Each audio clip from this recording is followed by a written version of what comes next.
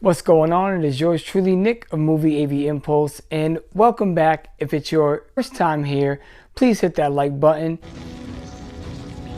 You don't have to subscribe, but I hope you do because we do a lot over here on this channel. And today we are getting into 2 reviews for the view of 1. Don't you like how I put that together? I'm here to talk about a movie from my favorite director, Pulp Fiction, and my favorite Christmas movie. It's just my favorite, How the Grinch Stole Christmas with Jim Carrey. But before we get started, I want to just make a few announcements. So if you could bear with me, I would really appreciate that. Psst, Nick. What? You're wearing the wrong kind of shirt. Oh yeah, that's right. Hold on one second. I forgot. I'm in the wrong shirt and the wrong hat again. That's better. If you don't know what this shirt is representing a new documentary coming out for those of you who are curious on why collectors collect movies. This documentary is put together by Roger, the 4K King. I will link him down below if you don't know who he is. But we are asking for small donations to help push the rest of this production and get it released on physical media. We are halfway there, and it is not that far away from being able to get a lot of these pressed up. So anything helps. Buying the merchandise, which you see right here. It's a fantastic shirt. It's very comfy. No, I am not sponsored by anybody. This is just me being me because I like to support, and this is what it is all about. And this is a platform that we should be able to do this all the time and support each other. There are so many people. There's a laundry list of people in this documentary, including myself. I only got a little slot, and a lot of us did, but it's just basically a documentary on questions, and we, the collectors, give you answers. I mean, who doesn't love documentaries? I do, and I know a lot of people out there do. So I will link everything down below that you need to know. You just hit that link where it says to donate, and you can buy merchandise, donate money straight to us. You could be anonymous about it, or you can put your name down. Roger will give you a shout out. You can also follow the Instagram, which I will link down below as well.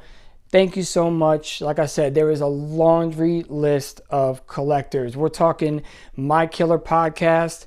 We are talking Born to Be Rad. Myself. You're talking Bob's Blu-Rays.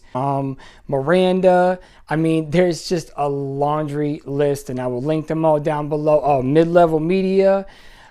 Just a whole bunch. So if you can, definitely click that link, check it out, and if you can, buy some merchandise. I'm telling you, this is extremely comfortable, and I love it, and I love representing people that are trying to do great, especially with physical media. But let's get into this review.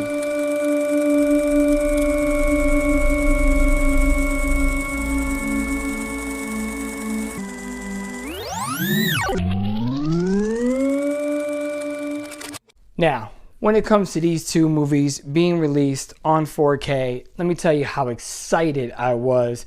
This one's a little bit older, but this one just came out in December, which is literally a couple of days ago. And Quentin Tarantino is my favorite director of all time, period. And so much so that me and my wife actually named our son after Quentin. After watching this again, it was almost like reliving a different movie, like re-experiencing it. It was so beautifully done. The skin tones, the screenshots, the cinematography that Quentin puts together is just unbelievable. Now let me get down to brass tactics. On Pulp Fiction, I watched it in Dolby Vision. Now, the reason why I watched it in Dolby Vision is because me personally, I love Dolby Vision, and I think Dolby Vision outweighs HDR all day, but I am a purist when it comes to watching movies. He left just enough film grain for me to be satisfied, but also Quentin really cleaned this movie up, and everything looks phenomenal. Still, all of the blood, all of the action, all of the scenes that are in this movie are still just beautifully put together. Now, when it comes to Pulp Fiction, I'm not saying that all is beautiful. Yes, he did a phenomenal job, but the only thing is that there's really nothing new in the special features. I am a special feature guy. I love to watch like how the movie was made, you know, what cameras they use, like little dumb things like that most people don't really care about. I like to learn about that stuff. And there's really nothing new from the DVD that I have. I still have the DVD, and yes, the picture from a DVD to a 4K, I mean, it is like literally night and day. This transfer, like I said, he did a phenomenal job. He did remaster this with DTSX. You hear dialogue very clearly through the center channels.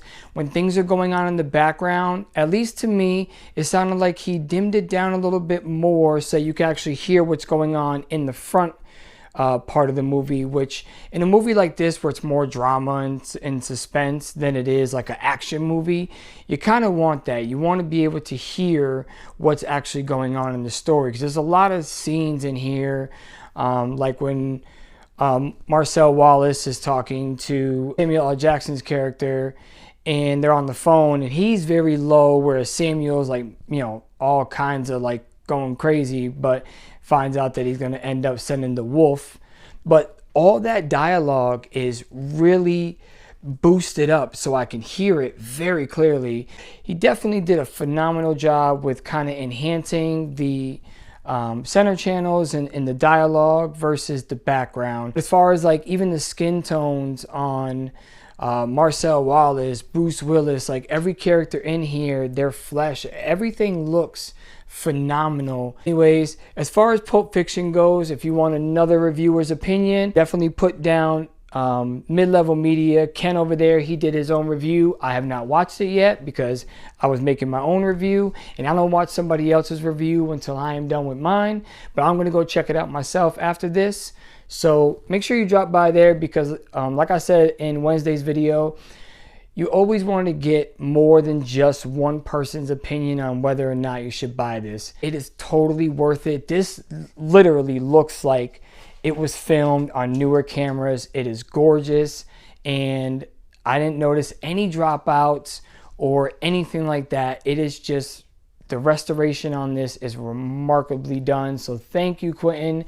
I just wish they would have added like just something different in the bonus features, because all the bonus features that are on this I already had on the DVD. Now let's get into the one that really disappointed me when it came to the 4K version, and we are going to talk about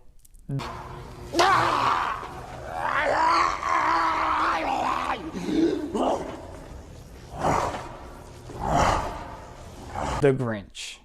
Yes, I absolutely love The Grinch. If you watch my top 5 favorite Christmas movies, if you haven't watched it, I'm going to spoil it right now because I've already said it. This one is definitely my favorite up to now. You know, I did a top 5 on from then to now, and now this is still my favorite Christmas movie. It has so much humor in it, so much adult humor. Just Jim Carrey really stole the show as the Grinch. My wife is absolutely terrified of him as the Grinch, but I watch it all the time because it just tortures her. Shh, don't tell her I said that. When it comes to the 4K restoration, how can I put this? If you don't have the Blu-ray, this is pretty much going for the same price. I think it's like $2 or $3 more than the Blu-ray. I would pick it up. It does give a little bit of a crispier picture, so there's a little bit more sharpness added in there. The reds and the greens are a little bit boosted up compared to the Blu-ray, but as far as like an all-out like wow factor, it's just not there. It falls flat. And this is the funniest part about how I was just saying about the special features, is that on the Grinch, all these special features, except for one, which is a commentary by Ron Howard himself, I had them all on the DVD. I have the collector's edition DVD, which I have not gotten rid of because, like I said, I absolutely love the movie. And that has a different artwork on the case, and I still love that artwork as well as I love this one. The other thing that really kind of got me was this is a movie where Dolby Atmos would have been appreciated and Dolby Vision would have been appreciated, because this doesn't have either of them, which leads me to believe, I have not looked up the specifics, but I believe that they probably use a 60 gig disc, and if they would have added all that, probably wouldn't have had enough room.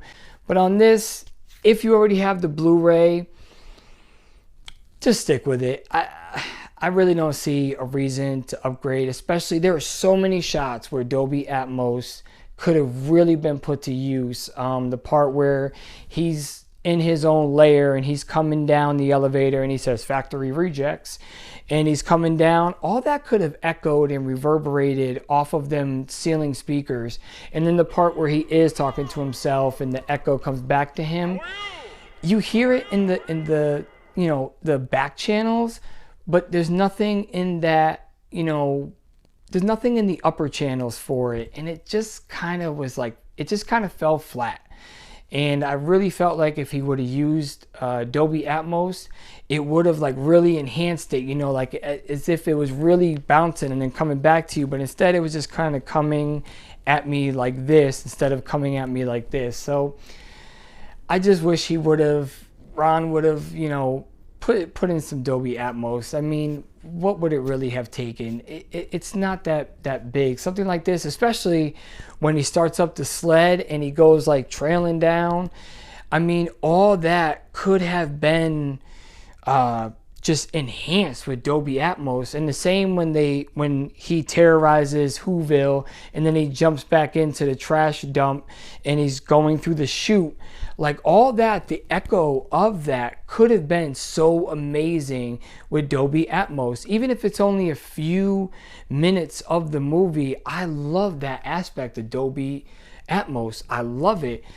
Dolby Vision, I probably could have, you know, I probably wouldn't have complained that much if you had Dolby Atmos but didn't have Dolby Vision, because it was still a movie to watch in HDR10. It didn't have HDR10 Plus, once again, which leads me to believe they probably use a 60 gig disc because it'll take up more room if they use the HDR10 Plus. But it really, once again, if you want to spend the extra couple dollars, which, you know, it's not, and if you want to have the latest format possible, then the 4K is the way to go. But don't expect a night and day difference if you have the Blu-ray or even the DVD. Like there was a slight boost in brightness and in reds and greens even from the DVD, because out of curiosity I popped in the DVD, and yes, you know, like I said, it was a little bit brighter. The reds were a little bit more red and vibrant. The greens were a little bit more green, but it just wasn't enough for me to justify. If this movie was $25 or $30, I would tell you, pump the brakes, kid, and go and just get the DVD or the Blu-ray, because it just really wasn't that impressive. So, you know, it is what it is. Take it how you want it. Anyways, please be sure to head down to those descriptions, check out the link. I'm also going to leave Mid-Level Media's review on Pulp Fiction, which I'm going to go watch after this myself and get a different point of view. But anyways, thank you for swinging by. Is my top 5 horror Christmas movies. So I hope you guys get a kick out of that one. I know my horror fans have probably been waiting for me to drop something horror lately, because I'll tell you what, in October, I picked up the most subscribers that I've ever had, and I got the most views I've ever had besides the one I did with Andrew Robertson, and I always tag him down below anyways. But anyways, make sure you guys go check out all them channels that I tag down below. I'm not just showing love to get recognition. I'm showing love because I actually love these channels that I tag down below. So make sure you go check them out. Anyways, y'all have a good one, and I will see you on Wednesday.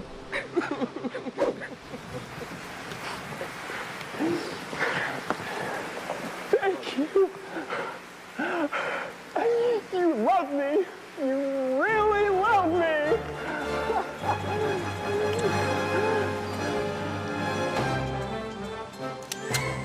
Bon, on y va?